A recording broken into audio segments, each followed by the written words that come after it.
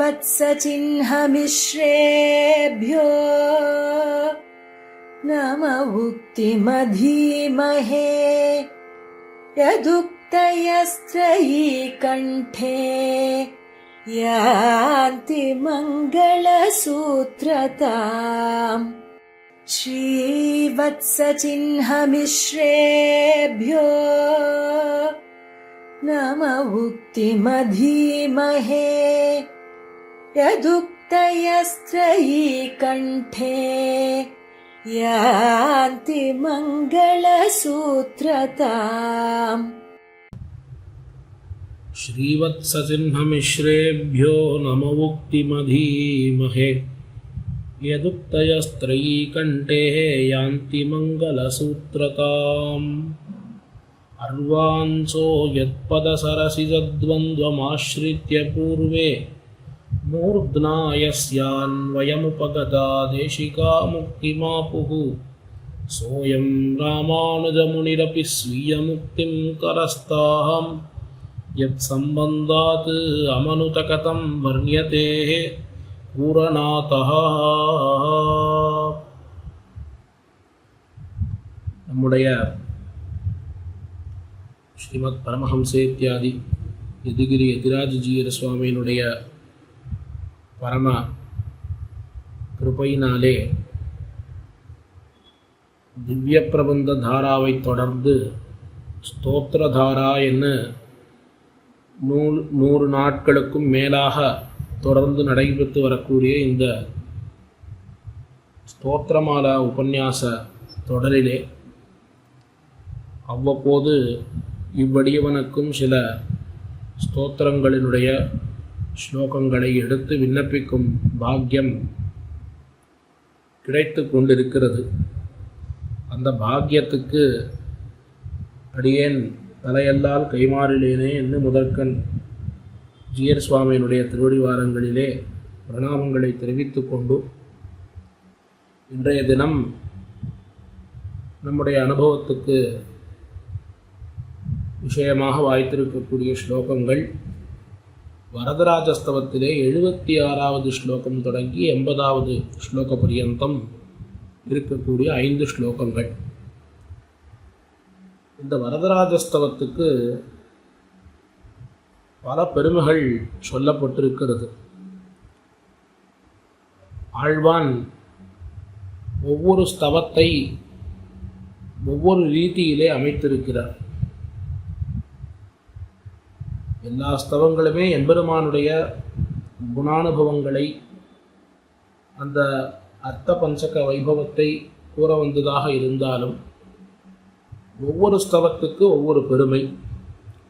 அந்த ரீதியிலே அதிமானுஷஸ்தவம் என்பது விபவாவதாரங்களை கொண்டாடக்கூடிய ஸ்தவமாக அமைந்தது.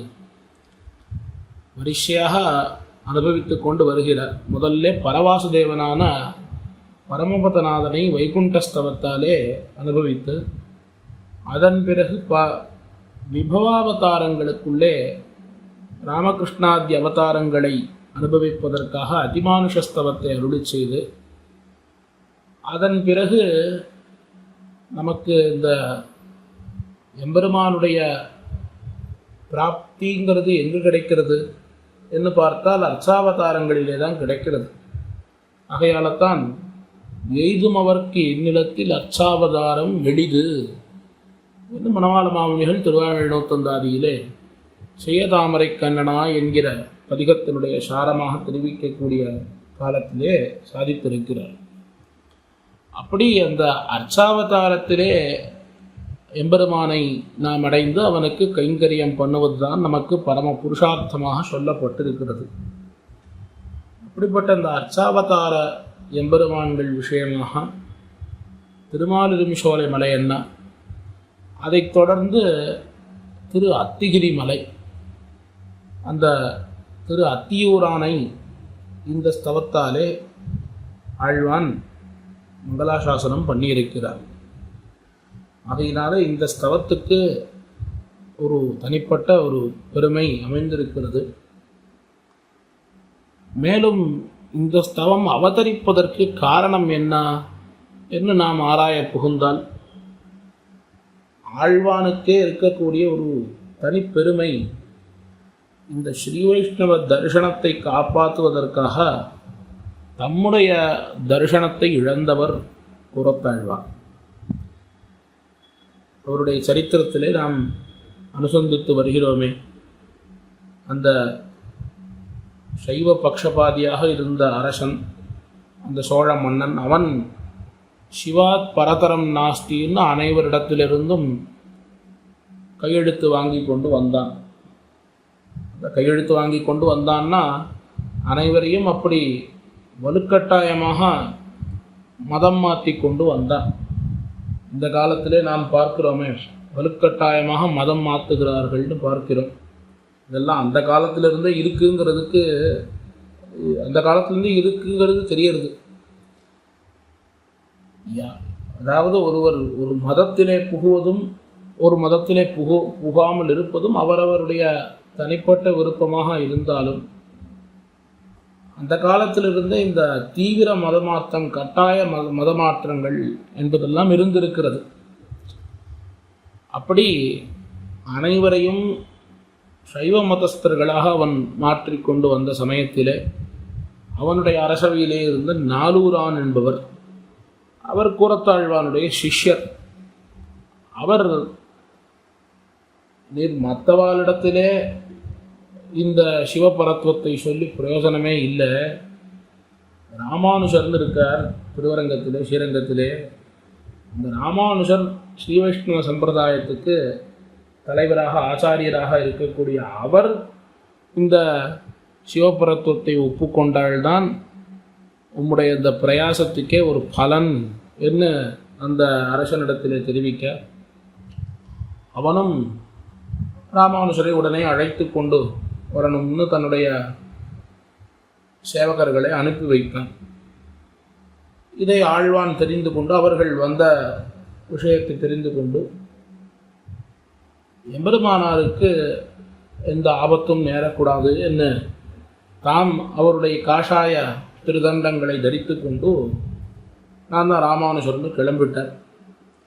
இதை பார்த்த பெரிய நம்பிகளும், கூறத்தாழ்வான் என்ன திடீர்னு காஷாய திருதண்டங்களோட கிளம்புறாரே, அப்போ ஏதோ ஒரு காரணம் இருக்குதுன்னு அவரும் கூட புறப்பட்டு இருவருமாக சேர்ந்து அந்த சோழ அரசனுடைய சபையிலே சேர்ந்து அங்கே அந்த சிவபரத்துவத்தை ஒப்புக்கொள்ளணும், கையெழுத்திடணும் என்று ஆழ்வானிடத்திலே அவன் தெரிவிக்க, சிவாத் பரதரம் நாஸ்தின்னு கையெழுத்திடணும். ஆழ்வான் துரோணமஸ்தி ததப்பரம்னு அத்தியாச்சரியமாக எழுதினார். அதாவது இந்த அளவு பாத்திரங்கள், அதாவது இந்த படின்னு தெரிவிக்கிறோமே, அந்த பாத்திரத்துக்கு சிவம்னு ஒரு பெயர் இருக்கு போல. அப்போ அந்த அளவுகோள்களுக்குள்ளே இந்த அளவுதான் பெருசு, இதை காட்டிலும் பெரிய அளவே இல்லைன்னு சொல்ல முடியாது, அதனால அதை காட்டிலும் பெரிய துரோணம் இருக்குது, பெரிய பாத்திரமானது அமைந்திருக்குன்னு அவர் தெரிவிக்க, அதை கண்டு அந்த அரசன் கோபமுற்று இவருடைய கண்களை பிடுங்கணும்னு அவன் ஆணையிட, தாமே தம்முடைய அந்த இரு கண்களை ஆழ்வான் மாய்த்து கொண்டார்னு சரித்திரம் சொல்லப்படுகிறது. பெரிய நம்பிகளுடைய திருக்கண்களை அவர்கள் பறித்து இருவரும் மீண்டும் திருவரங்கத்துக்கு வரக்கூடிய சமயத்தில் பெரிய நம்பிகள் வழியிலேயே பரமபதித்து விட்டார். ஆழ்வானும் மீண்டும் திருவரங்கத்துக்கு எழுந்தருளினார். அப்படி எழுந்தருளினதான சமயத்தில் எம்பெருமானார் திருநாராயணபுரத்துக்கு எழுந்தருளின அந்த வைபவங்களை எல்லாம் கேட்டு, ஏன்னால் எம்பெருமானாருக்கு எந்தவித ஆபத்தும் ஏற்படக்கூடாதுன்னு தான் ஆழ்வான் காஷாயத்தை தரித்து கொண்டார். காஷாயத்தை தரித்து கொண்டு இவர் எம்பெருமானார் வேஷமிட்டு கொண்டு போனார்.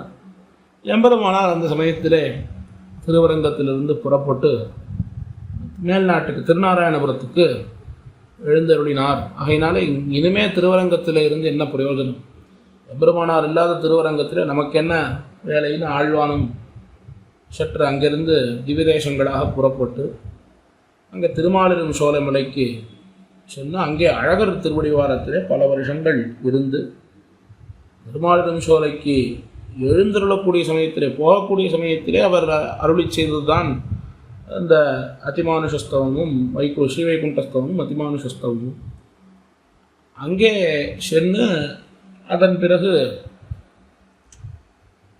சுந்தரபாகுஸ்தவத்தை அருளி செய்து பிறகு எம்பெருமானார் திருவரங்கத்துக்கு மீண்டு எழுந்தருளின அந்த செய்திகளை எல்லாம் செய்வித்து தாமும் திருவரங்கத்துக்கு வந்தாலும் என்ன, அவரால் எம்பெருமானாரை சேவிக்க முடியலை. அந்த திருக்கண்கள் இல்லாதபடியினாலே எம்பெருமானாரை சேவிக்க முடியல.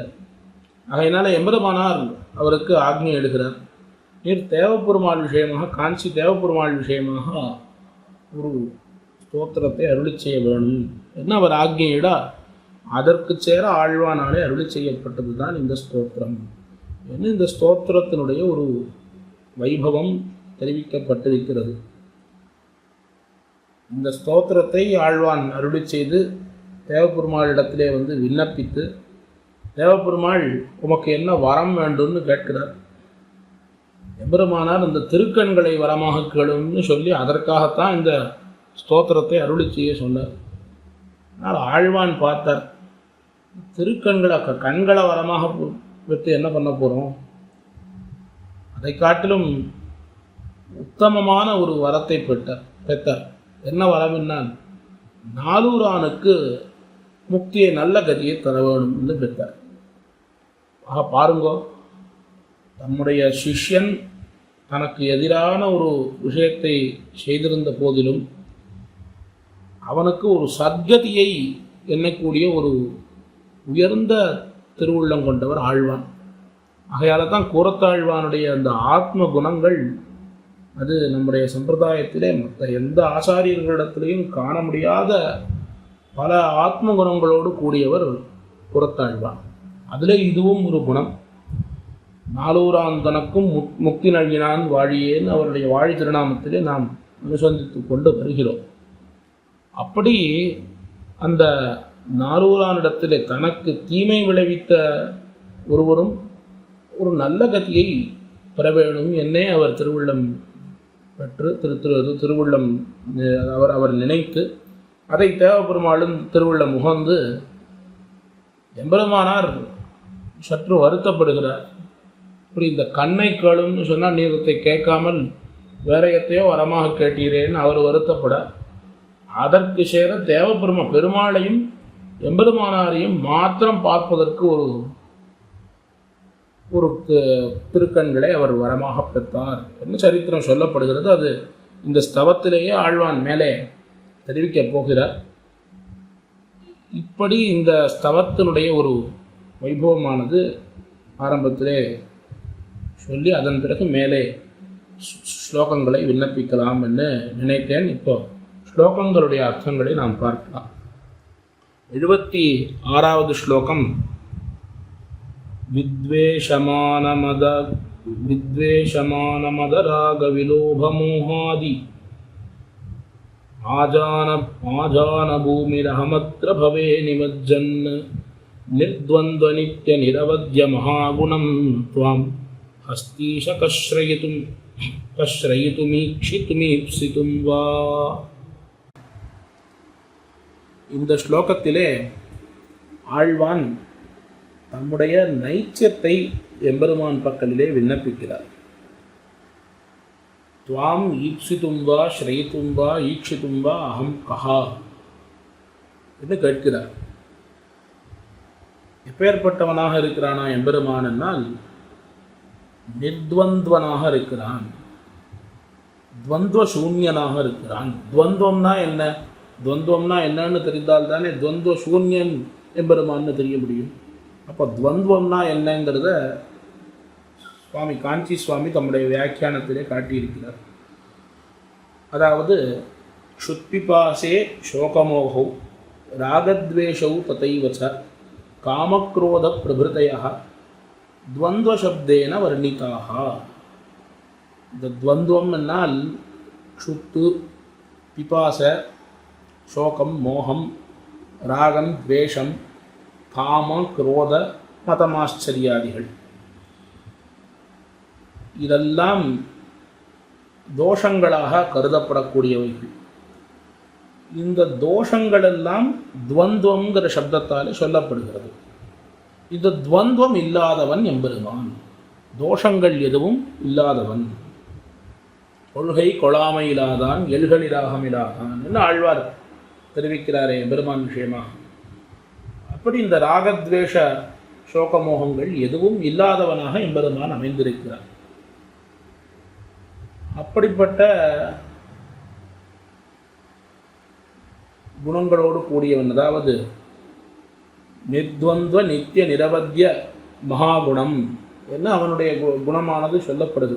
அப்படிப்பட்ட அந்த தீமை இல்லாத ஒரு குணத்தோடு கூடியவனாக இருக்கிறான். அவனிடத்திலே அதே போல நித்தியனாக இருக்கிறான், நிரவத்தியனாக இருக்கிறான். நித்தியன்னு சொன்னால் அவனுக்கு அதாவது அவன் இப்பொழுதுதான் தோன்றினான், இது காலம் பரியந்தந்தான் அவனுடைய காலம், இதன் பிறகு அவனுடைய காலம் இல்லைன்னு சொல்ல முடியாது என்னெல்லாம் இல்லாதது நித்தியத்துவம் என்று சொல்லப்படுகிறது. எதற்கு விநாசம் இல்லையோ, எதற்கு உற்பத்தியும் இல்லையோ அது நித்தியம்னு சொல்லப்படுகிறது. எம்பெருமான் நித்தியமாக இருக்கக்கூடியவன், இப்படி நிரவத்தியனாக இருக்கக்கூடியவன். இப்படிப்பட்ட இந்த குணங்களோடு கூடின எம்பெருமானை துவாம் ஈப்சித்தும், உன்னை பார்ப்பதற்கோ, அதாவது ஈப்சித்தும் என்னால் அவனை அடைய விரும்புவதற்கு, அவனை அடைவதற்கு, அதே போல ஈக்ஷித்தும், ஈக்ஷணம்னா காண்பதற்கு, ஸ்ரயித்தும் ஆசிரயனம் அதாவது அவனை ஆசிரயிப்பதற்கு,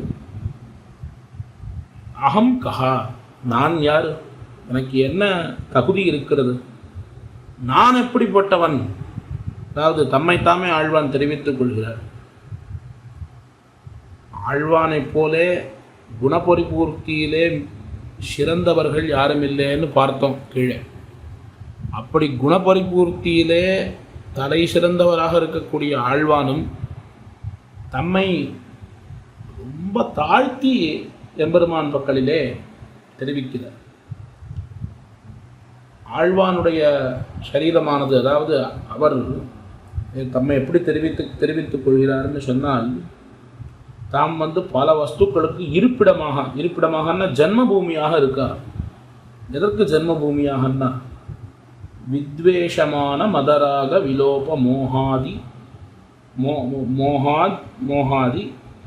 ஆஜான பூமிரகம். இதுக்கெல்லாம் ஆஜான பூமின்னா உற்பத்தி ஸ்தானமாக ஜன்மபூமியாக இருக்கிறேன். எதுக்கெல்லாம்னா வித்வேஷம், மானம், அதே போல மதம், ராகம், இப்படிப்பட்ட இந்த குணங்கள். இதில் வித்வேஷம்னு சொன்னால் நிமித்தமே இல்லாமல் ஒருவனிடத்திலே பகை கொள்ளுதல், அதற்கு வித்வேஷம்னு பேர். ஒருத்தனிடத்திலே பகைமை பாராட்டுவதற்கு காரணமே இருக்காது. அவனுக்கு நமக்கு எந்த விதமான சம்பந்தமுமே இருக்காது, சண்டையும் இருக்காது, சத்திரம் எதுவுமே இருக்காது. ஆனாலும் அவனிடத்திலே பகை கொள்ளுதல், அதற்கு வித்வேஷங்கிற குணம். அதே போல மானச்சித்த சமுன்னதி இன்னும் மானங்கிற குணம் சொல்லப்படுகிறது. அதாவது ஆபிஜாத்தியம் பண்ணுதல். ஒரு ஆபிஜாத்தியத்துக்கு பிரயுக்தமான ஒரு குணம் இந்த மானங்கிற குணம். ஒரு கர்வம் போல இருக்கக்கூடிய குணம். மதங்கிற குணம், அந்த குணம் எப்போ ஏற்பட்டதுன்னா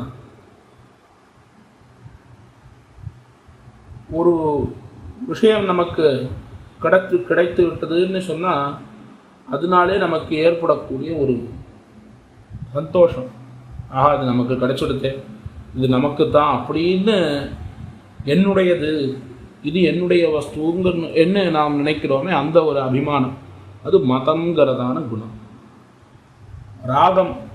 ராகம்னு சொன்னால் ஒரு விஷயத்தை அடைவதிலே ரொம்ப ஆர்வம், அதை எப்படியாவது அடைந்து விட வேண்டும் என்ன தீவிரம்? எந்த விஷயத்தை? பகவத் விஷயத்திலே இல்லை, லௌகிகமான விஷயங்கள் எதெல்லாம் இந்த சம்சாரத்திலே நம்மை மறுபடியும் பிறப்பதற்கு காரணமாக இருக்குமோ அப்பேற்பட்ட விஷயங்களிலே ஈடுபட தூண்டுவது அது ராகங்கிற குணம். அதே போல விலோபம்னு சொன்னால் ஒரு உயர்ந்த ஒரு வஸ்து அமைந்திருக்கிறது, அந்த வஸ்துவை ஒரு நல்ல இடத்திலே வைக்கணும். ஒரு ரத்னம் இருக்குன்னு வைத்துக்கொள்வோமே, ஒரு ரத்னத்துக்குன்னு உயர்ந்த ஸ்தானத்தை கொடுத்து வைத்திருக்கிறோம். அதை விட்டுட்டு அதை ஏதோ ஒரு குப்பையிலே போட்டோன்னு சொன்னால் அதுக்கு என்ன ஒரு மதிப்பு இருக்கும்? அப்படி பண்ணக்கூடிய ஒரு குணத்துக்கு விலோபம்.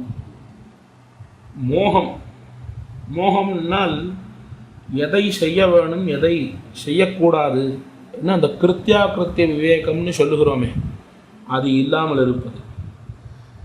இந்த குணங்கள் இதெல்லாம் ஆதி. இந்த குணங்கள்லாம் ஏதோ கொஞ்சம் ஸ்லோகத்திலே அந்த சந்தஸ்ஸு அவ்வளவுதான் இடம் கொடுக்கறது.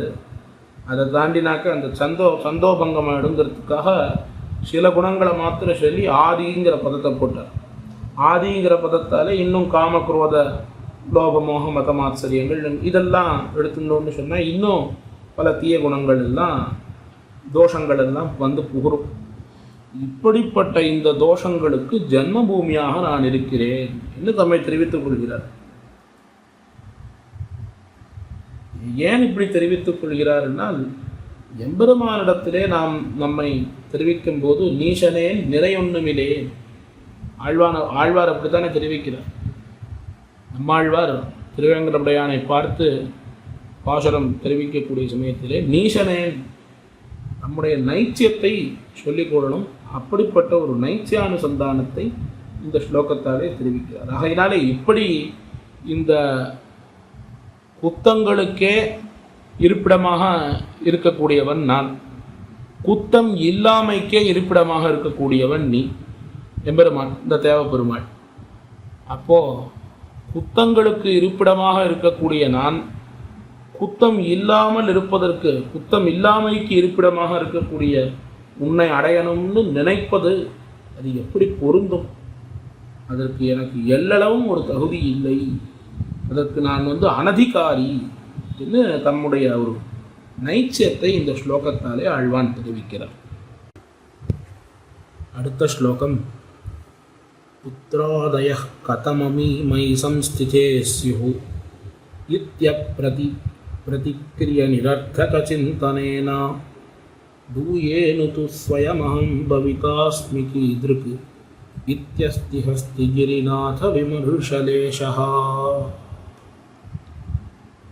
இந்த ஸ்லோகம் இதுவும் ஒரு விதமான ஒரு வருத்தத்தை, நம்முடைய ஒரு நைச்சியத்தை தெரிவிக்கக்கூடிய ஸ்லோகமாகத்தான் அமைந்திருக்கிறது. இதற்கு கீழ் ஸ்லோகத்திலே தம்முடைய அனதிகாரித்துவத்தை தெரிவித்தார். இப்படி ஏன் தெரிவிக்கணும்?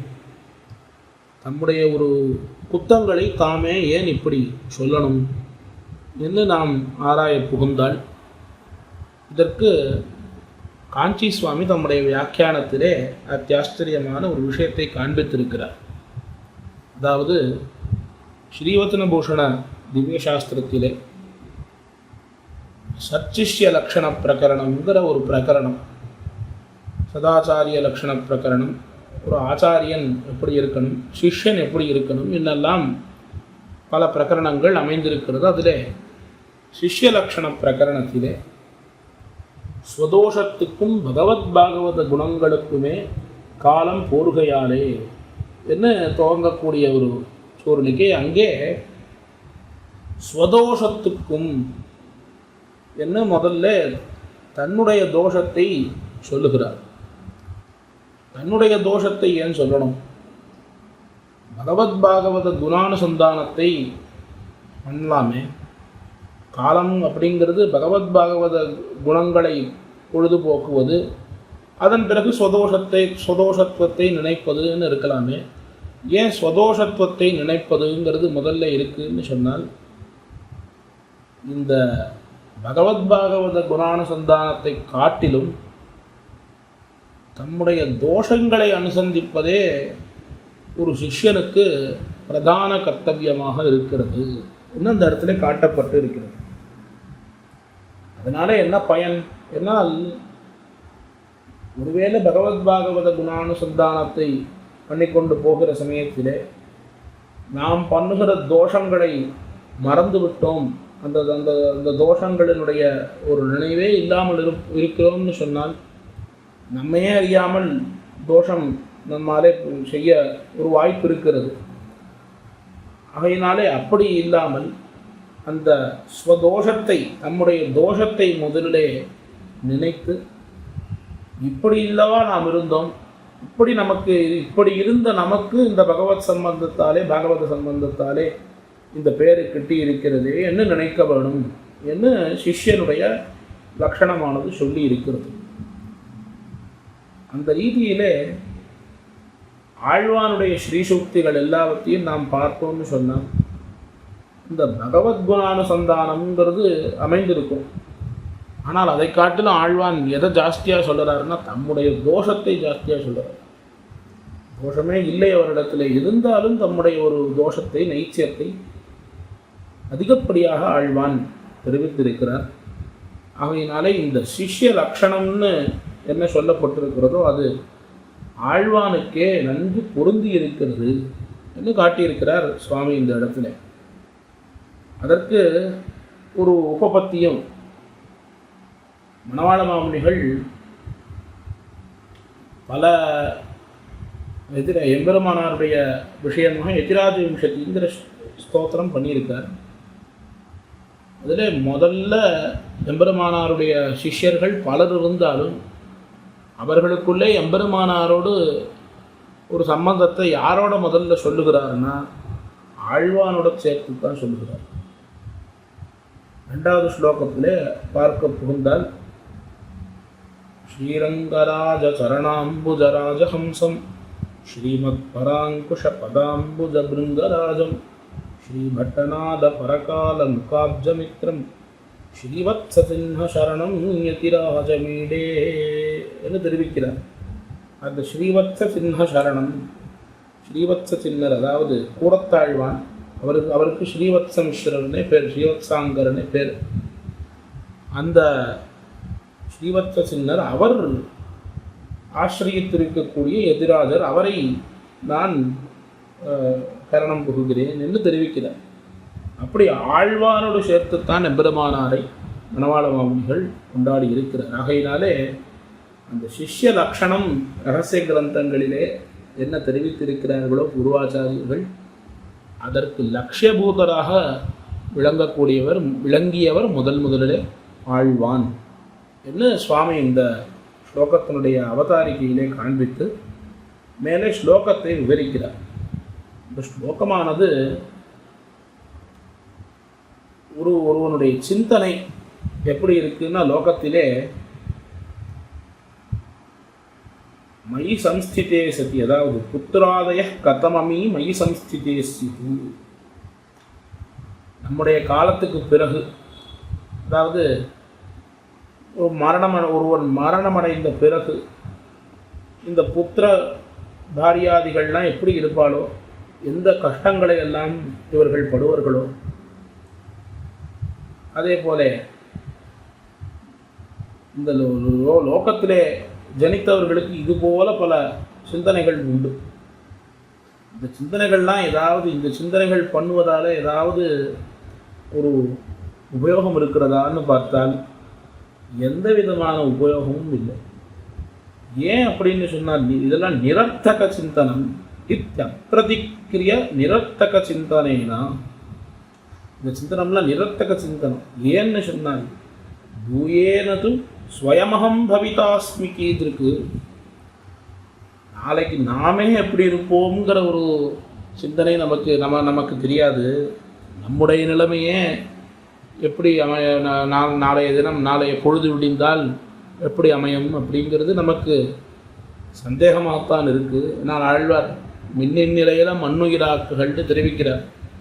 அப்படி இருக்கக்கூடிய சமயத்தில் நம்முடைய நிலைமையே நன்னாக இருக்குமா அல்லது நல்லா இல்லாமல் போகுமா, அது நம்முடைய சுகிருத்தத்தை பொறுத்து அமைந்திருக்கிறது.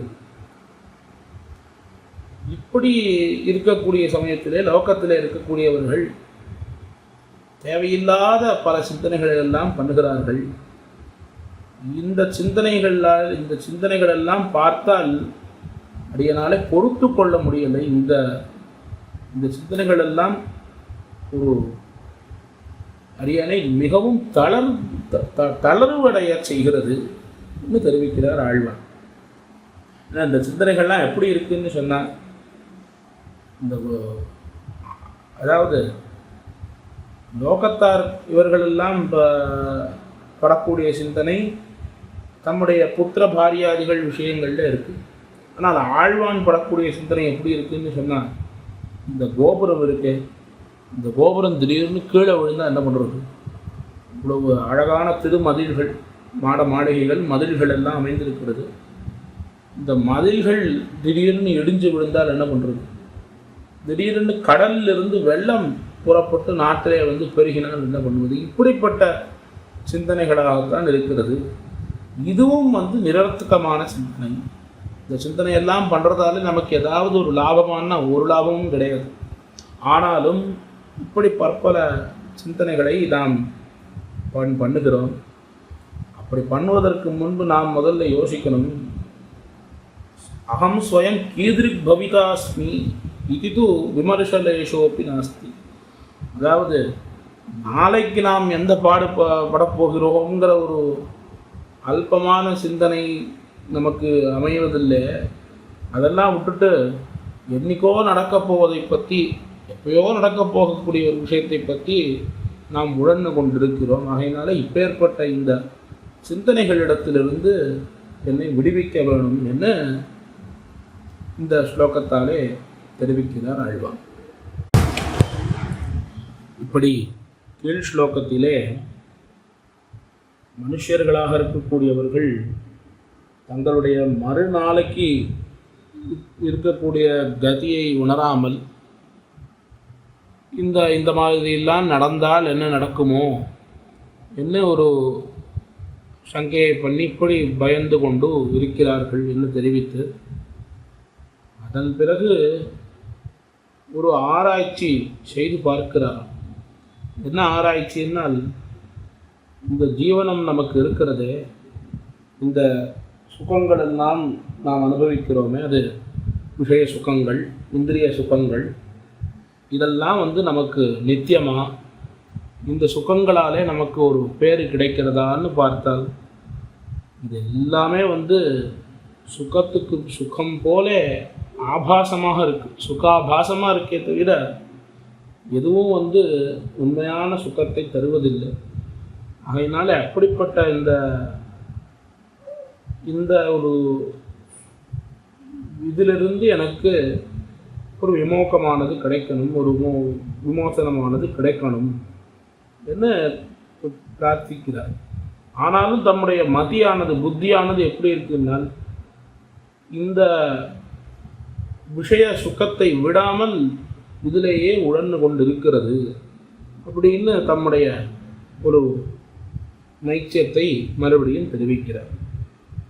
சம்பாசலம் பகுல துக்கமனஹேது அல்பீயைத்யபி விமிருஷ்டி சுதிருஷ்டதோஷம் துர்வாசனா திரடிமத சுகமிந்திரியோத்தம் ஹாத்தும் நமே மதிரளம் வரதாதிராஜா. அதாவது இந்த விஷய தோஷங்கள் சமஷ்டியாக, சமஷ்டின்னா மிகவும் பூயசாக நிறைய இருக்கக்கூடிய அந்த விஷய தோஷங்கள் அது ஸ்பஷ்டமாக பார்த்து கொண்டு இருந்தாலும் அந்த துர்வாசனா, அந்த துர்வாசனையினாலே, அந்த துர்வாசனா திரடிமதா, அந்த துர்வாசனையினுடைய ஒரு குறைப்பினாலே அவத்தினுடைய ஒரு நசையும், அதாவது அவைகளும் என்னாலே தாங்க முடியாமல் அமைந்திருக்கிறது என்று தெரிவிக்கிறது. இந்த தேவபெருமாளை பார்த்து பிரார்த்திக்கிறார். இந்த விமிருஷ்டிஷு, அதாவது விமர்சம்னா ஆராய்ச்சி. இந்த விமிருஷ்டின்னா ஆராய்ச்சிகள், பல பல ஆராய்ச்சிகள், பல ஆவருத்தி, பல முறை ஆராய்ச்சி செய்து பார்த்தாலும் என்ன அந்த ஆராய்ச்சியினாலே பலித்தமாக கிடைத்ததுன்னு சொன்னால், இந்த விஷயங்களின் விஷயங்கள் எல்லாமே தோஷ பூயஸாக இருக்குது. பூயஸ்ன்னு சொன்னால் பல பல பலவாறாக பல பல அமைந்திருக்கிறது. இந்த தோஷ பூயஸ்தம் தான் நமக்கு தெரிகிறதே தவிர இந்த விஷயங்களாலே நமக்கு ஏதாவது சுகம் கிடைக்கிறதான்னா ஒன்றும் கிடைக்கல. அது எப்படி இருக்குன்னு சொன்னால் சம்பாசலம்னா மின்னின் நிலையில மண்ணுயிராக்குகள் என்று பார்த்தோம் கீழே. அதை சாஸ்திரங்கள் நமக்கு காட்டுகிறது. ஒருவன் எப்படி வேணா மறிக்கலாம், எவ்வளவு காலம் வேணாலும் இருக்கலாம்ங்கிறத சாஸ்திரங்கள் காண்பிக்கிறது. அதை காஞ்சி சுவாமி உதாரணமாக அந்த ஸ்லோகங்களை எல்லாம் எடுத்து காண்பித்திருக்கார். தர்மசாஸ்திராதி வசனங்களை எல்லாம் காண்பித்திருக்கார். அதாவது கர்ப்பேபி லீயதே பூயஹா ஜாயமானோஸ்தமேபி ச ஜாதமாத்ரேபி மிரியதே பாலபாவேன யௌவனௌ மத்தியமஞ்ச வயப்பிராப்திய வர்த்தகேவா துருவா மிருதி. மிருதி மரணம்ங்கிறது இருக்கே, அது எப்பொழுது வேணாலும் நடக்கலாம். கர்ப்பேபி லீயத்தை, கர்ப்பத்தில் இருந்து கொண்டிருக்கலாம். அதே மாதிரி ஜாதமாத்திரேபி மிரியதே, குழந்தை பிறந்து உடனே கூட அந்த குழந்தையானது மாண்டு போகலாம். அல்லது பாலபாவேன யௌவனவு மத்தியம வயசி, ஒரு மத்தியம வயசுன்னா ஒரு மத்தியமமாக இருக்கக்கூடிய ஒரு நிலை, நடுத்தர வயதிலே பிராப்பிய வர்த்தகே,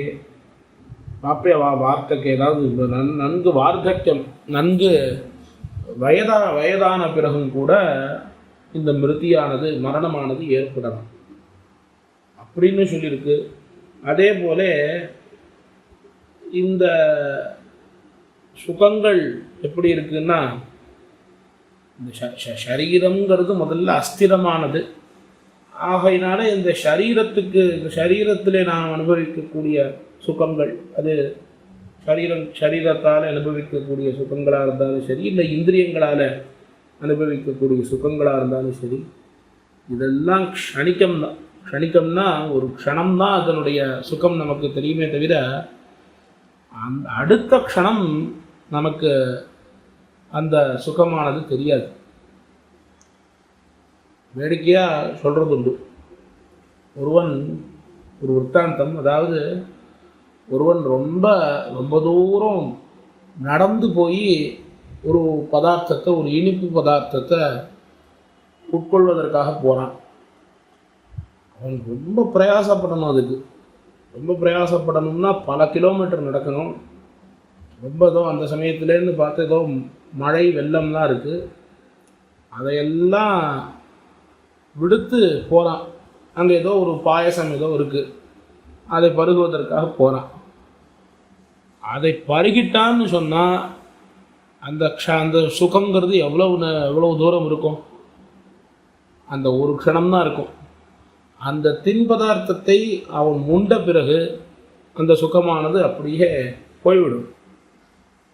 அந்த ஒரு சொட்டு தின்பண்டத்தை பருகுவதற்காக, ஒரு பாயசம்னு வைத்துக்கொள்வோமே, அந்த பாயசத்தை பருகுவதற்காக இவன் பல கிலோமீட்டர் கடந்து இவ்வளவு தூரம் நடந்து வந்து அவ்வளவு பரிசிரமப்பட்டு அதை பருகுகிறான்.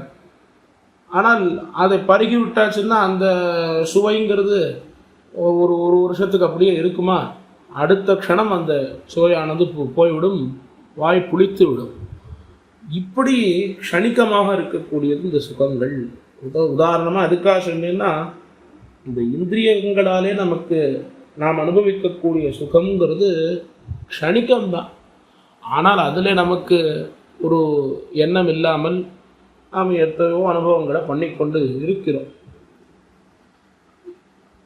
க்ஷணிக்க சுகம் பகுள துக்கம்.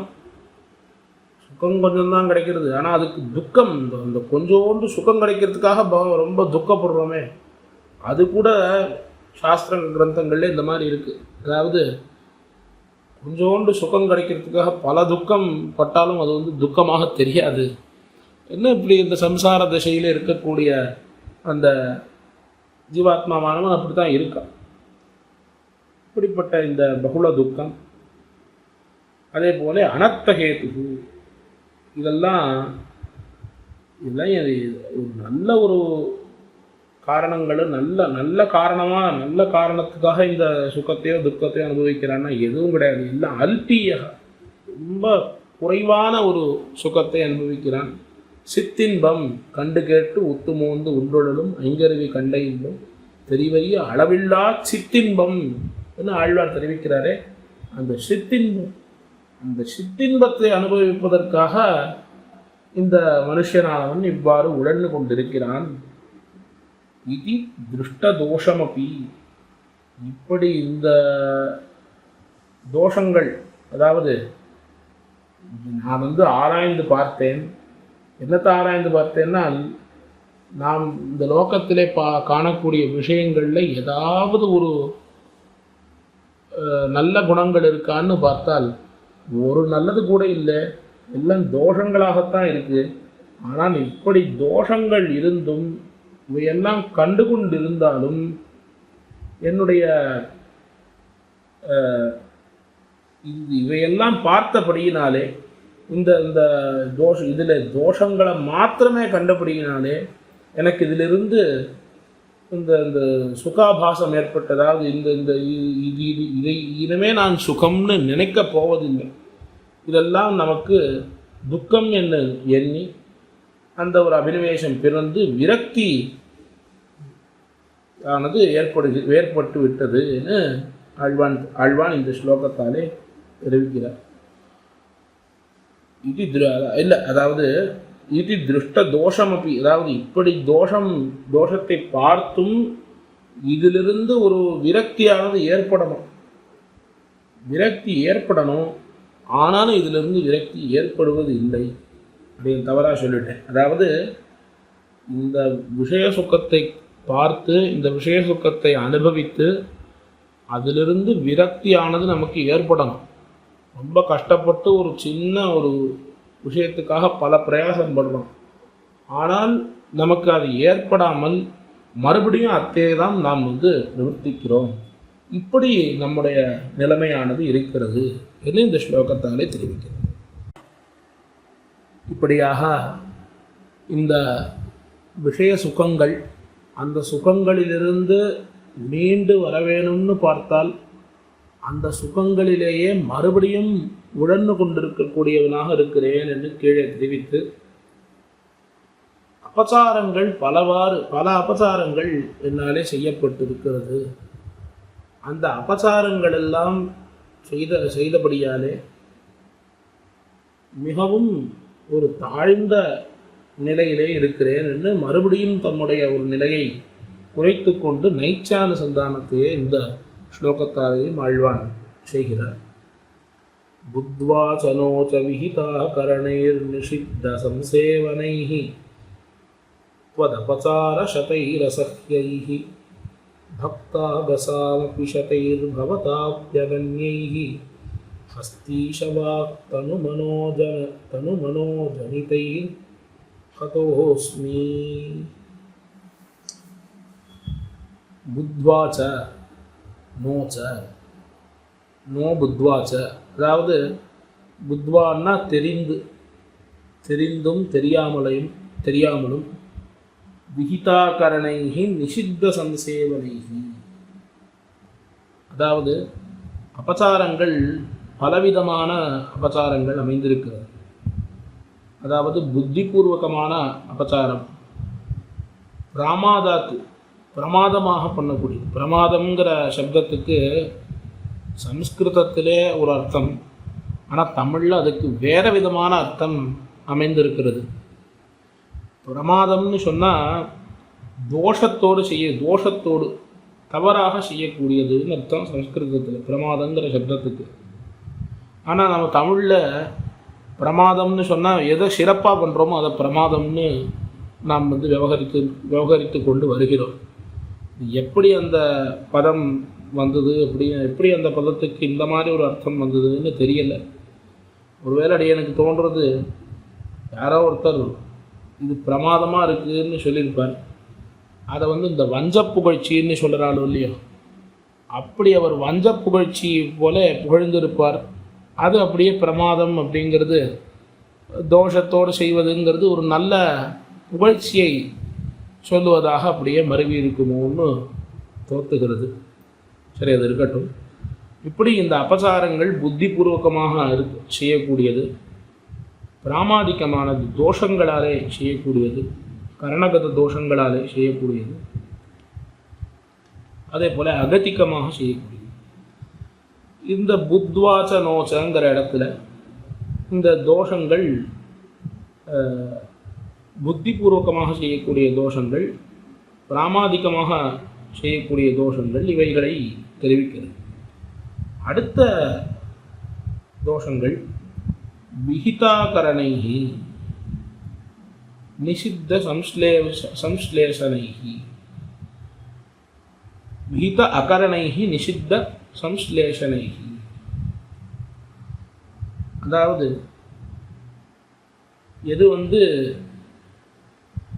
விதிக்கப்படவில்லையோ, அதே போல எது நிஷேதப்படப்பட்டிருக்கிறதோ, நிஷித்த கிருத்தியங்களாக எது இருக்கிறதோ அவைகளாலே செய்யக்கூடிய தோஷங்கள்.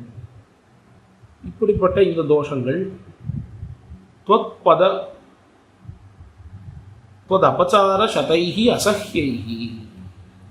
இதெல்லாம் என்ன பண்ணேன்னா, உன்னிடத்திலே அபச்சாரப்பட்டிருக்கிறேன். எப்பேற்பட்ட அபச்சாரம்னா அசஹ்யைஹி, உன்னாலே சகித்து கொள்ள முடியாதபடிக்கு அபச்சாரப்பட்டிருக்கிறேன். இந்த அபச்சாரசதைஹி அசஹ்யைஹி என்ன இருக்கிறது. அந்த அசஹ்யைங்கிற இடத்துல அகன்யைஹி என்கிற ஒரு பிராச்சீன பாட்டமும் அமைந்திருக்கிறதுன்னு காஞ்சி சுவாமி வியாக்கியானத்திலே காட்டியிருக்கிறார்.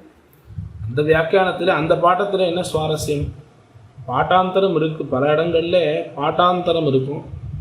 அந்த பாட்டாந்தரங்கள் இருக்கிறபடியாலே வேற ஒரு சுவாரஸ்யமான அர்த்தம் அமைந்ததுன்னா அந்த பாட்டத்தையும் எடுத்துக்கலாம். அப்படி இந்த அகன்யைங்கிற பாட்டாந்தரத்தை எடுத்துட்டா என்ன சுவாரஸ்யம்தான், எப்படி கத்தியத்திலே எம்பெருமானார் பகவதபசார பாகவதாபசார நானாவித அனந்தாபசாரான் என்ன தெரிவித்தாரோ, அப்படி அந்த அகன்யைஹி எண்ணி முடிக்க முடியாத அளவுக்கு அபசாரங்கள்.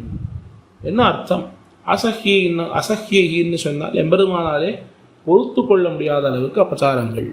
அப்படி என்ன அபசாரங்கள் என்னால் எம்பெருமானாலே பொறுத்து கொள்ள முடியாத அளவுக்கு அபசாரம்னா பாகவதர்களிடத்திலே பண்ணக்கூடிய அபசாரங்கள். அவன் தன்னிடத்திலே பண்ணக்கூடிய அபசாரங்களை எம்பெருமான் மிகவும் பொறுத்து கொள்வான். ஆனால் பாகவதர்களிடத்திலே யாரோ ஒருவர் அபசாரப்பட்டார்னு சொன்னால் அவனாலே பொறுத்து கொள்ள முடியாது. அப்படிப்பட்ட அசக்கிய அபசாரங்கள் என்ன தெரிவித்திருக்கிறார். அதாவது பகவத அபசாரம் என்பது குரூர தரமான அபசாரம், பாகவத அபசாரங்கிறது குரூர தமமான அபசாரம். இதை காட்டும் அது இன்னும் ஒருபடி மேலே. அப்படிப்பட்ட அந்த அபசாரங்கள் இவைகள் எல்லாம் என்னாலே இழைக்கப்பட்டிருக்கிறது. பவதாப்பி அகன்யீகி, உன்னாலையும் எண்ணி முடிக்க முடியாத அளவுக்கு அபசாரங்கள் செய்திருக்கிறேன். உன்னுடைய கல்யாண குணங்கள், அந்த கல்யாண குணங்கள் கூட எப்பேற்பட்டதாக இருக்குன்னு சொன்னால், பகவோன் ரூப கல்யாண குணா புத்திரஸ்ய சந்திதே. அதாவது உன்னுடைய கல்யாண குணங்கள் கூட ஏதோ ஒரு இடத்துல எண்ணி முடித்து விடலாம் போல இருக்கு. ஆனால் அடியேனுடைய அபசாரங்கள் என்பது எண்ணி முடிக்க முடியாத அளவுக்கு அமைந்திருக்கிறது. இப்படி அபசாரங்களாலே நான் மூழ்கி, அபசாரங்கள் செய்தே மூழ்கி இருக்கிறபடியாலே என்னுடைய இந்த இந்த வாக்தனுமஜோ ஜனிதைஹி, அதாவது ஒரு சமித்தை, கொஞ்சம் ஒரு சமித்து குச்சி இருக்கு, அந்த சமித்து குச்சியானது கொஞ்சம் நெருடராக இருக்கு, ஏதோ அதில் சில இதெல்லாம் இருக்குது, அதை குத்துவது போல் இருக்குது. அதனால் அந்த குத்துவது போல் இருக்கிற பாகத்தை அறுத்து தள்ளணுங்கிறதுக்காக ஒரு வாளை, ஒரு கத்தியை ஒரு இடத்துல தந்தால் அந்த அந்த சாணம் பிடிக்கிறதுன்னு சொல்கிறோமே, அந்த சாணம் பிடிக்கிறதுக்கு ஒரு கத்தியை கொடுத்தா அந்த கத்தியை அந்த கத்தியை வைத்து அந்த சாணம் பிடிக்காமல் கண்ணை குத்தி கொண்டான்னா எப்படி இருக்கும்? அதுபோலே இருக்கிறது. இப்படி இந்த அபசாரங்களாலே நான் ஹதோஸ்மி, இந்த அசங்கேய அபசாரங்களாலே நான் என்னுடைய ஸ்வரூபத்தினுடைய அந்த ஒரு சத்துவமே இல்லாதபடிக்கு அமைந்திருக்கிறேன் என்று தம்முடைய நைச்சியத்தை மறுபடியும் இந்த ஸ்லோகத்தாலே ஆழ்வான் வெளிக்காட்டுகிறார். இப்படி இவ்வளவு நைச்சியத்தை வெளிக்காட்டுவனுமா? இப்படி இவ்வளவு நைச்சியத்தை வெளிக்காட்டுவதாலே என்ன பயன் என்னால், எம்பெருமானிடத்திலே நாம் கீழேயே தெரிவித்தார் போல நம்முடைய நைச்சியத்தை எவ்வளவுக்கு எவ்வளவு குறைத்து சொல்ல முடியுமோ அவ்வளவுக்கு எவ்வளவு குறைத்து சொல்லணும். அதுதான் நம்முடைய இந்த சிஷ்ய லக்ஷணம் என்று பார்த்தோம். அந்த சிஷ்ய லக்ஷணத்துக்கு சேர ஆழ்வான் ஒவ்வொரு ஸ்லோகங்களிலே எம்பெருமானுடைய குணங்களை கூட்டிக் கொண்டே போகிறார். தம்முடைய ஒரு பாவத்தை, தம்முடைய ஒரு நிலையை குறைத்து கொண்டே போகும்படியாக அமைந்திருக்கிறது. இப்படி கீழே 4 ஸ்லோகங்களாலே பலவாறாக தம்முடைய நைச்சியத்தினை அனுசந்தித்து, இந்த நைச்சியத்தினை அனுசந்தித்ததாலே என்ன பலன் கிடைத்தது என்கிற ஒரு பலஸ்ருதி போல அடுத்த ஸ்லோகம் அமைந்திருக்கிறது. இந்த வரதராஜஸ்தவத்திலே ஆழ்வான் இந்த ஸ்லோகங்களை எவ்வாறு அமைத்திருக்கிறார்னு சொன்னால், ஒரு தசகமும், அதாவது ஒவ்வொரு 10 ஸ்லோகமும் ஒரு பிரதானமான விஷயத்தை பிரதிபாதனம் பண்ணுவது போலே அமைந்திருக்கிறது. அப்போ எப்படி ஆழ்வார்களுடைய அருளி செயல்கள் ஒரு பதிகம், இந்த ஒரு பதிகம் எப்படி ஒரு அர்த்தத்தினை பிரதிபாதிக்குமோ அதுபோலேயே இந்த ஸ்தோத்திரமும் ஆழ்வானாலே அருளி செய்யப்பட்டிருக்கிறது. இதற்கு என்ன காரணம் என்னால், ஆழ்வார்களுடைய அருளி செயலிலே மிகுந்த ஈடுபாடு. அந்த அருளி செயல் எந்த சாயலில் இருக்குமோ அதே போல சாயலிலே தம்முடைய ஸ்தோத்திரத்தையும் அருளி செய்திருக்கிறார். பிரசங்காத்து ஒரு விஷயம் தெரிவிக்கிறேன். இந்த சாஸ்திரங்கள் இருக்கிறதே, இது மீமாம்சா சாஸ்திரத்தில் வரக்கூடிய ஒரு விஷயம். இந்த ரிஷிகள் இருக்கிறார்களே, இவர்கள் எழுதக்கூடிய இந்த ஸ்மிருதிகள், இந்த ஸ்மிருதிகள் எல்லாம், இந்த விஷயம் எங்கே வருகிறதுன்னு சொன்னால், மீமாம்சையில் முதல் அத்தியாயம் 3வது பாதத்தில் ஸ்மிருதிகளுக்கு தர்மத்தில் பிராமான்யம் இருக்கா இல்லையான்னு விசாரம், அந்த இடத்துல இவ்வாறு விவாதம் பண்ணுகிறார்கள். மீமாம்சா சாஸ்திரம் என்பது வேத வாக்கியங்களுடைய வாக்கிய தாத்பரிய நிர்ணயம் பண்ணுவதற்காக வந்தது. இந்த சாஸ்திரத்திலே எதற்கு ஸ்மிருதிகளுடைய விசாரம் பண்ணணும்? ஸ்மிருதிக்கு தர்மத்தில் பிரமாணம் இருந்துட்டு போட்டும் இல்லாமல் போட்டும் இதை ஏன் ஜெய்மினி இங்கே பண்ணியிருக்கார் அப்படின்னு ஒரு கேள்வி எழுப்பி அதற்கு சமாதானம் சொல்லுகிறார்கள். இந்த ரிஷிகள் எல்லாம் நிறைய முறை வேதங்களை பார்த்து, பல வேத சாக்கைகளை பார்த்து அந்த வேதங்களை அனுசந்தித்து அந்த வேதங்களினுடைய அர்த்தங்களை விசதீகரணம் பண்ணுவதற்காக ஸ்மிருதிகளை எழுதுகிறார்கள். அப்படி இவர்கள் ஸ்மிருதிகளை பண்ணக்கூடிய சமயத்தில் சில இந்த வேதமானது எந்த ரீதியில் அமைந்திருக்குமோ, வேதத்திலே ஒரு விதிவாக்கியங்கிறது ஒரு இடத்துல இருக்கும், அந்த விதிவாக்கியத்துக்கு பக்கத்தில் பல அர்த்தவாதங்கள் இருக்கும், அதுக்கப்புறம் அதனுடைய மந்திரங்கள், அதனுடைய நிஷேதம் அதெல்லாம் தனியாக இருக்கும். இப்படி எல்லாம் இருக்குமோ அதுபோல இவர்கள் எழுதக்கூடிய ஸ்மிருதிகளும் இது போல தான் இருக்குது. அதே போல் ஸ்மிருதிகள் மாத்திரம் இல்லை, இதிகாச புராணங்கள், ரிஷிகள் தானே இந்த இதிகாச புராணங்களை எழுதுகிறார்கள்.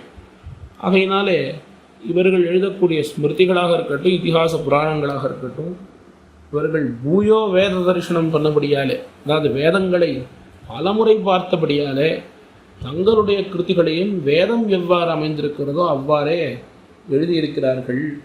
ஆகையினால இங்கேயும் அவசியம் நாம் மீமாம்சா பண்ண வேண்டியதாக இருக்குது என்ன அந்த இடத்துல சமாதானம் சொல்லியிருக்கிறாரு. இது அடியனுக்கு பிரசங்காத்து தோணித்து. ஆழ்வான் இந்த வரதராஜஸ்தவத்தை ஒரு 10 தசகங்களாகவே அருளி செய்திருக்கிறார். இதற்கு என்ன காரணம் என்னால், திராவிடாம்நாயமான திருவாய்மொழி ஆழ்வார்களுடைய ஈரச்சொற்கள், அந்த திராவிடாம்நாயமான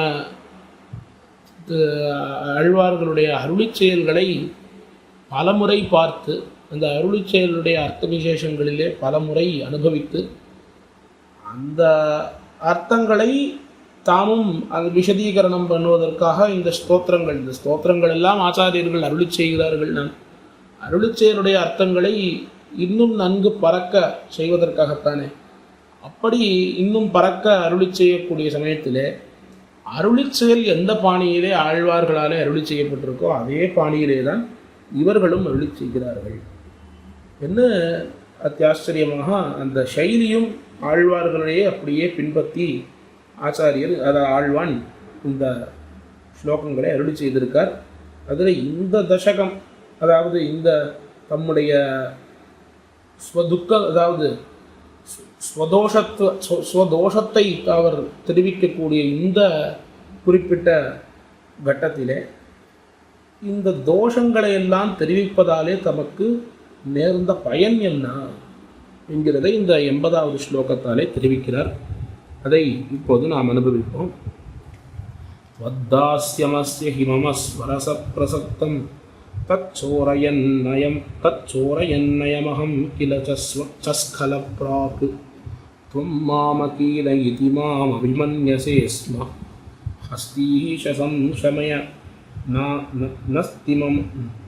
நஸ்தமிமம் விவாதம். இவ்வளவும் தம்முடைய தோஷத்தை ஒரு சமுதாயமாக பலவாறாக அனுசந்தானம் செய்தபடி எம்பெருமானுடைய ஒரு பேத்தை பெறுவதற்காகத்தானே இதை தெரிவித்தார். அந்த பேர் என்ன கிட்டியதுங்கிறத தெரிவிக்கிறார். அஸ்ய மம தாஸ்யம் ஹி ஸ்வரச பிரசக்தம். இவ்வளவு காரும் என்னுடைய தோஷங்களை தெரிவித்ததாலே எனக்கு கிடைத்த பயன் என்னால் நம்முடைய திருவடித்தாமரைகளிலே தாஸ்ய விருத்தி, அது எனக்கு ஸ்வரசத்தக பிராப்தமாக இருக்கு. ஏதோ அது இன்னைக்கு நேற்றுக்கு வந்ததுன்னு இல்லை. ஆத்மாங்கிறது சேஷத்துவமே ஆத்மாவுக்கு ஸ்வரூபம் என்று பார்க்கிறோம்.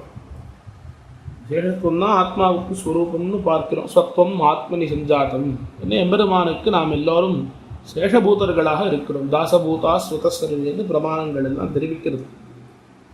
சேஷத்துவம் ஆத்மாவுக்கு ஸ்வரூபம்னு சொல்லுகிறோமே, ஆனால் உபனிஷத்துக்கள்லாம் என்ன சொல்லுகிறதுன்னா ஞாத்திருத்துவம் தானே ஆத்மாவுக்கு ஸ்வரூபமாக சொல்லுகிறது. சேஷத்துவத்தை காட்டிலும் ஞாத்திருத்துவம் அதுதானே ஆத்மாவுக்கு ஒரு ஸ்வரூபமாக சொல்லப்பட்டிருக்கிறது. உபனிஷத்துக்கள்லாம் அப்படி தானே தெரிவிக்கிறது என்று காஞ்சி சுவாமி ஒரு விசாரம் அத்தியாச்சரியமாக இதை காட்டுகிறார். அத்தியாச்சரியமான விசாரத்தை காட்டி அது ஆழ்வானோடு சம்பந்தப்பட்ட ஒரு விசாரமாகவும் அமைந்திருக்கிறது. இந்த ஆத்மாவுக்கு ஞாத்திருத்துவம் ஸ்வரூபமாக இருக்கிறது. இந்த ஞாத்திருத்துவத்தை காட்டிலும் சேஷத்துவம் தான் பிரதானம் என்று நம்முடைய ஆச்சாரியர்கள் தெரிவித்திருக்கிறார்கள், காண்பித்திருக்கிறார்கள். எப்படின்னால் எம்பெருமானாருடைய காலத்திலே, எம்பெருமானார் கோஷ்டியிலே உபய வேதாந்த கிரந்த காலக்ஷேபங்கள் இந்த காலம் தொடங்கி நடைபெற்று கொண்டு வருகிறது. இந்நளவும் திருவரங்கம்பெரிய கோயிலில் நடைபெற்று கொண்டு வருகிறது. அதை ஆரம்பித்து வைத்தவர் எம்பெருமானார் தான். இந்த உபய வேதாந்தார்த்தங்களையும் பலவாறாக, அதாவது இந்த உபய வேதாந்தங்களையும் பிரதிதினமும் அந்த அர்த்தங்களை அர்த்தானுசந்தானமே பொழுதுபோக்காக கொண்டிருந்த அந்த காலத்திலே ஆத்மாவுக்கு எது நிரூபகமாக இருக்கிறது. ஆத்மாவுக்கு நிரூபகம்னு சொன்னால் ஞானானந்தங்கள் ஆத்மாவுக்கு நிரூபகமாக இருக்கின்றனவா அல்லது சேஷத்துவமா? இன்னொரு கேள்வி. அதாவது எல்லாமே இருக்கிறது, மூணுமே இருக்குது, ஆனால் எது அந்தரங்கமான நிரூபகமாக இருக்கிறது? இன்னொரு சங்கை எழுகிறது. இந்த சங்கை எழுந்த சமயத்தில் எம்பெருமானார் இந்த அர்த்த விசேஷத்தை அவர் அங்கே எழுந்தருள் இருக்கார். இருந்தாலும் இந்த அர்த்த விசேஷத்தை அவர் தாமே வெளியிடாமல் ஆச்சாரிய முகேன இந்த அர்த்த விசேஷத்தை வெளியிட வேணும் என்று திருவுள்ளம் பற்றி ஆழ்வானிடத்திலே, ஆழ்வான் நீர் போய் திருக்கோட்டியூர் நம்பியினிடத்திலிருந்து இந்த அர்த்தங்களை, இதனுடைய சந்தேகம், இந்த பதிலை பெற்றுவாரும் என்று ஆழ்வானை திருக்கோஷ்டியூருக்கு அனுப்பி வைத்தார். ஆழ்வானும் எம்பெருமானாருடைய நியமனத்துக்கு சேர திருக்கோஷ்டியூருக்கு எழுந்தருளி அங்கே நம்பியினிடத்திலே, திருக்கோட்டியூர் நம்பிகளிடத்திலே தண்டன் சமர்ப்பித்து அவரிடத்திலே பல மாத காலங்கள் ஆழ்வான் காத்து கொண்டே இருக்கார். கிட்டத்தட்ட 6 மாதம் பிரதி தினமும் நம்பிகளை சேவிக்கிறார்.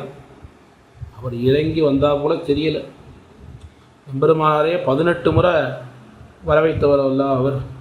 அவ்வளவு சீக்கிரம் அவர் இறங்கி வந்து ஒரு சந்தேகத்தை நிவர்த்தி பண்ணுவாரா? ஆழ்வான் பார்க்குறார், இவரிடத்துல நாம் இருந்தோன்னு சொன்னால் எம்பெருமானாரிடத்துலேருந்து நமக்கு இருக்கக்கூடிய சம்பந்தம் அப்படியே விட்டு போயிடும் போல இருக்குது. அதனால் நாம் புறப்படுவோன்னு புறப்படுற சமயத்தில் விடை கொள்கிறேன்னு அவரிடத்தில் தெரிவிக்க வர சமயத்தில், அந்த சமயத்தில் ஒரு வார்த்தை சொல்லி அனுப்புகிறார். ஆழ்வார் அடியேனுள்ளான் என்னபடி கண்டாயே.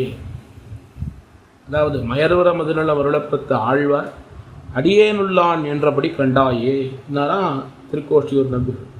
உடனே ஆழ்வானும் தன்யோஸ்மின்னு அவருடைய இந்த பாக்கியம் பெற்றேன்னு அவரிடத்திலிருந்து மீண்டு வந்தார். 6 மாதம் காத்திருந்து அந்த ஒரு வார்த்தையை பெற்றிருக்கிறாருன்னா ஆழ்வானுக்கு எவ்வளவு பொறுமை சக்தி இருக்கணுங்கிறத பார்க்கணும். இந்த காலத்திலே ஏதாவது ஒரு ஆச்சாரியன்னு சொல்லி ஒரு சிஷ்யன் இன்னொருத்தரிடத்திலிருந்து அர்த்தத்தை கேட்கணும்னு சொன்னால் இவ்வளோ பொறுமையாக இருப்பாரா? ஆனால் ஆழ்வான் அந்த காலத்திலே எம்பெருமானார் விட்ட வழக்காக இருந்திருக்கிறார். இதுக்கு என்ன அர்த்தம்? அடியேனுள்ளான்னு ஆழ்வார் தெரிவித்திருக்கார். அதை பார்த்துக்கோன்னா என்ன அர்த்தம்னா, திருக்கோட்டியூர் திருவாய்மொழியிலே கண்கள் சிவந்துங்கிற பதிகம், அந்த கண்கள் சிவந்துங்கிற பதிகத்திலே அடியேனுள்ளான் என்று என்பது ஒன்சங்கதைவாளாழியான் ஒருவன் அடியேனுள்ளானே என்று சொல்லி அடியேனுள்ளான் உடலுள்ளான் அண்டத்தகத்தான் புறத்துள்ளான் என்று ஆழ்வார் தெரிவிக்கிறார். அடியேனுள்ளான்கிற பாசுரம் இருக்கே, இந்த பாசுரம் ஏதாவது இந்த கண்கள் சிவந்துங்கிற பாசுரமும் அடியேனுள்ளான்கிற இந்த 2 பாசுரங்களும் எம்பெருமானுடைய ஸ்வரூபத்தை பிரதிபாதிக்கக்கூடிய பாசுரங்களாக அமைந்திருக்கிறது. அதில் இந்த அடியேனுள்ளான்கிற பாசுரத்தில் இருக்கக்கூடிய இந்த முதல் விசேஷனம், அடியேனுள்ளான்கிற அந்த வார்த்தை, எம்பெருமான் இந்த ஜீவாத்மாவுக்குள்ளே அனுப்பிரவேசிக்கக்கூடியவன் என்கிற விஷயத்தை அருளி செய்யக்கூடியதாக இருக்குது. வேதாந்தங்கள் தெரிவிக்கின்றனவே, அனேன ஜீவேன ஆத்மனா அனுப்பிரவிஷ்ய நாமரூபே வியாக்கரவாணி என்று எம்பெருமான் இந்த அனுப்பிரவேசமானது ஒவ்வொரு ஜீவாத்மாவுக்குள்ளேயும் அனுப்பிரவேசிக்கிறான் என்று வேதாந்தங்கள் தெரிவிக்கின்றன. அப்படி ஆத்மனா அனுப்பிரவிஷ்யன்னு ஸ்ருதியிலே இருக்குது. ஆழ்வார் இந்த இடத்துல ஆத்மாவில் உள்ளான்னு சொல்லியிருக்கலாம், அல்லது என்னுள்ளான்னு சொல்லியிருக்கலாம். ரெண்டும் சொல்லலை. என்ன வார்த்தை தெரிவித்தார்னா அடியேன் உள்ளான்னு தெரிவித்திருக்கார். என்ன காரணம் என்னால், இந்த அடிமைத்தன்மைங்கிறது இருக்கே, இந்த சேஷத்துவம் என்பது இருக்கே, இதுதான் ஆத்மாவை நிரூபிக்கக்கூடியவை.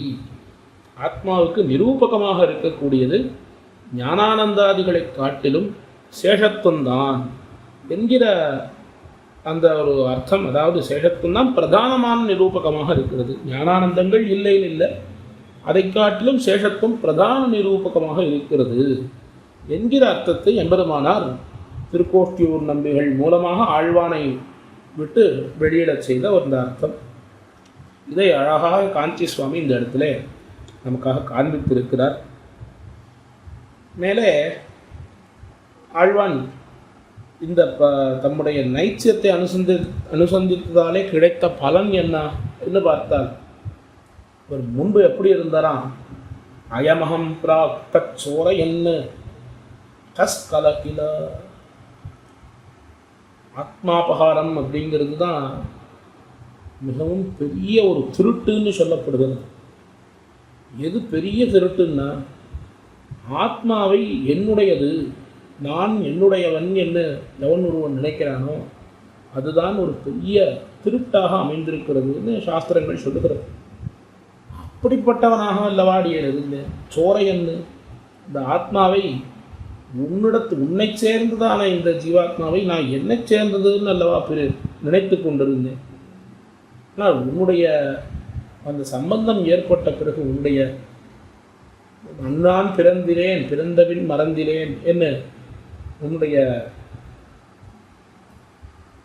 சம்பந்தம் ஏற்பட்ட பிறகு எம்பெருமானிடத்திலே இந்த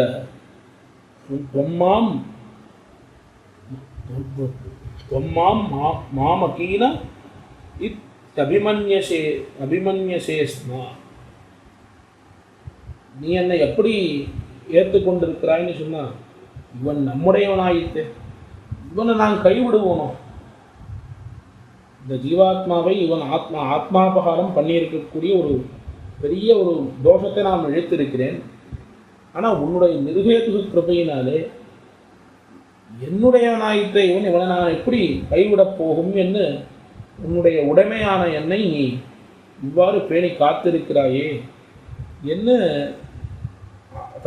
அந்த தேவப்பெருமாளிடத்திலே உருகி ஆழ்வான் விண்ணப்பிக்க, உடனே தேவப்பெருமாள் கேட்கிறாராம், அப்போ உமக்கு எந்த விதமான குறையில்லையே, இதுக்கு மேலே உமக்கு செய்ய வேண்டியது என்னன்னு கேட்க, ஹஸ்தீஷ சம்சமய நஸ்தமிமம் விவாதம், இதுக்கு மேலே இந்த விவாதத்தை பண்ண விடாதபடி பார்த்துக்கோப்பா. என்ன விவாதம்னா, இன்னைக்கு உன்னிடத்திலே உன்னுடைய திருவடிகளிலே கிடைக்கப்பட்ட பாக்கியத்தாலே, அதாவது நீ என்னை உன்னுடைய சொத்தாக நினைத்து என்னுடைய அபசாரங்கள் எல்லாவற்றையும் பொறுத்து ஏற்றுக்கொண்ட பாக்கியத்தாலே உன்னுடைய திருவடிகள் எனக்கு கிடைத்திருக்கிறது. ஆனால் இது இப்படியே தொடரும்னு சொல்ல முடியாது இல்லையோ, இது இப்படியே தொடரணும். அதாவது இந்த பாக்கியம் இப்படியே தொடரணும். மறுபடியும் என்னை இது போல விவாதம் பண்ண வைக்கும்படி பண்ணாது. மறுபடியும் என்ன இது போல விவாதம் பண்ணும்படி, அதாவது நீ என்னை பார்த்து தொம்மேன்னு சொல்ல, நான் அகம்மேன்னு சொல்லும்படிக்கு பண்ணாது. எம்பெருமான் ஜீவாத்மாவை பார்க்கிறான், தொம்மேங்கிறான், நீ என்னை சேர்ந்தவன் சொல்லுகிறான். இந்த ஜீவாத்மாவானவன் அகம்மே, நான் என்னை சேர்ந்தவன் தான் என்று சொல்லுகிறான். இது விவாதமானது பெருகிக்கொண்டே போகிறது. அதுக்கு என்ன பிரமாணம் அவன் கேட்க, இவன் பதில்கள் சொல்ல, ஒரு கட்டத்திலே பிரமாணம் சொல்ல முடியாமல் தானே சத்திய பிரமாணம் பண்ணுகிறேன்னு திருமஞ்சனம் கண்டுகொள்கிறான்னு பார்க்கிறோம். அப்படி இனிமேல் இந்த விவாதத்துக்கு இடமில்லாதபடி பண்ண வேண்டும். நான் உன்னை சேர்ந்தவன் தான் என்று நான் ஒரு திருட விசுவாசத்தோடு இருக்கேன். அப்படிப்பட்ட என்னை உன்னோடு விவாதிக்கும்படி இனிமேல் நீ பண்ணக்கூடாது, அந்த கிருபையை செய்தருள வேணும் என்று இந்த ஸ்லோகத்தாலே அத்தியாச்சரியமாக எம்பெருமானோடு நமக்கு இருக்கக்கூடிய அந்த சம்பந்தம், அதாவது அந்த சேஷத்துவம் என்கிறதான அந்த எம்பெருமானுக்கு நாம் அனைவரும் தாசபூத்தர்கள் என்கிறதான அந்த சம்பந்தத்தை வெளியிட்டு, அந்த சம்பந்தம் என்னைக்கும் குலையாமல் நீ பார்த்து கொள்ளணும் என்று தேவபெருமாள் திருவடி வாரங்களிலே ஆழ்வான் பிரார்த்தித்து தலை கட்டுகிறார் இந்த ஸ்லோகத்தை. படி இந்த 5 ஸ்லோகங்களுடைய அர்த்தங்கள், இதை நாம் சுருக்கமாக பார்த்தோன்னு சொன்னால், முதல் 4 ஸ்லோகங்களாலே, அதாவது 76லிருந்து 79 ஸ்லோகம் பரியந்தம் தம்முடைய நைச்சியத்தை முழுமையாக அனுசந்தித்து, அந்த நைச்சியானுசந்தானத்தினுடைய பிரயோஜனம் என்ன என்னால் எம்பெருமானிடத்திலே சேருவது, எம்பெருமானிடத்திலே சேர்ந்து அவனுக்கு நாம் அடிமைப்பட்டவர்கள், அவனுடைய அந்த கைங்கரியம் தான் நமக்கு பிராப்பியம் என்ன இருக்க வேணும் என்கிற அந்த விஷயத்தை 80வது ஸ்லோகத்தாலே தெரிவித்து ஆழ்வான் தலை காட்டுகிறார். அடுத்த மேற்கொண்டு ஸ்லோகங்கள் மேலே வேறு ரீதியிலே அனுசந்திக்கப்பட்டு இருக்கிறது. அடியனுக்கு தெரிந்த வார்த்தைகளை கொண்டு இவ்விடத்திலே இந்த ஸ்லோகங்களுடைய அர்த்தங்களை விண்ணப்பித்தேன். வரதராஜஸ்தவத்திலிருந்து ஸ்லோகங்கள் சொல்லுவதுங்கிறது ஒரு பெரிய சவாலான விஷயமாகத்தான் கருதுகிறேன். என்ன காரணம்னால் இந்த ஸ்தோத்திரமே ஒரு மற்ற ஸ்தோத்திரங்களை காட்டிலும் ஆழ்வானுடைய ஸ்தோத்திரங்கள்லேயே வரதராஜஸ்தவத்தில் ஆரம்பிக்கிற போதே அவர் அந்த வேதாந்தார்த்தங்களையும் ஆங்காங்கே சேர்த்து குவித்து கொண்டு வேதாந்தார்த்தங்கள் பொதிந்த ஒரு ஸ்தோத்திரமாக இந்த ஸ்தோத்திரத்தை ஆழ்வான் அருளி செய்திருக்கிறார். ஆகையினாலே அடியனுடைய மந்தமதிக்கு எட்டின அளவிலே சில அர்த்தங்களை இவ்விடத்திலே விண்ணப்பித்தேன். அதில் அவசியம் குத்தங்குறைகள் இருக்கக்கூடும். அவைகளை பெரியவர்களாக இருக்கக்கூடியவர்கள் திருத்தி பணிகொள்ள வேண்டும் என்று பிரார்த்தித்து கொண்டு இந்த பாக்கியத்தை ஏற்படுத்தி கொடுத்த எதிகிரி எதிராஜஜியர் சுவாமியினுடைய திருவடிவாரங்களிலேயும் கோஷ்டியாருடைய திருவடிவாரங்களிலேயும் அடியனுடைய பிரணாமங்களை தெரிவித்துக் கொண்டும் அடியனுடைய வார்த்தையை பூர்த்தி பண்ணிக் கொள்கிறேன். ஸ்ரீமத்யே விஷ்ணு சித்தாரிய மனோநந்தன ஹேதவே நந்தநந்தன சுந்தரியை கோதாயை நித்யமங்கலம் அஸ்து ஸ்ரீஸ்தன கஸ்தூரி வாசனா வாசிதோதசே ஸ்ரீஹஸ்திகிரிநாதாய தேவராஜாய மங்களம். ஸ்ரீமதே ரம்யஜா மாத்ரு முனீந்திராய மகாத்மனே ஸ்ரீரங்கவாசினே பூயாத் நித்யஸ்ரீர் நித்யமங்கலம்.